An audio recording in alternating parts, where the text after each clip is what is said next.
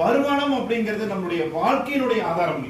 அந்த வருமானத்தை நியாயமான முறையிலையும் நேர்மையான முறையிலையும் கடுமையா உழைச்சு சம்பாதிக்கிறதுக்கு, அற்புதமான வகையில சம்பாதிக்கிறதுக்கு, ஆசைப்பட்ட அளவுக்கு சம்பாதிக்கிறதுக்கு ஒரு வாய்ப்பு மைலேஜ் கம்பெனி நம்ம கையில கொடுக்குறாங்க.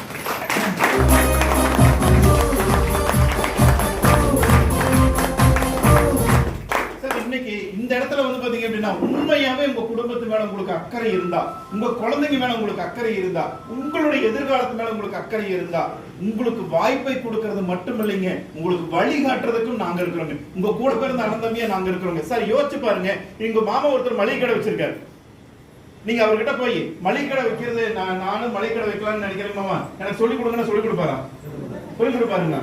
போன மாசம் தான் வீடு வாங்கியிருப்பாரு இதுல சம்பாரிச்சு. ஆனா நீங்க போய் கேட்ட நேரத்துல என்னன்னு சொல்லுவாரு? ஓ, நான் நல்ல லட்ச லட்சமா சம்பாதிக்கலாம்னு சொல்லுவாரா? என்னன்னு சொல்லுவாருங்க? ஆடையா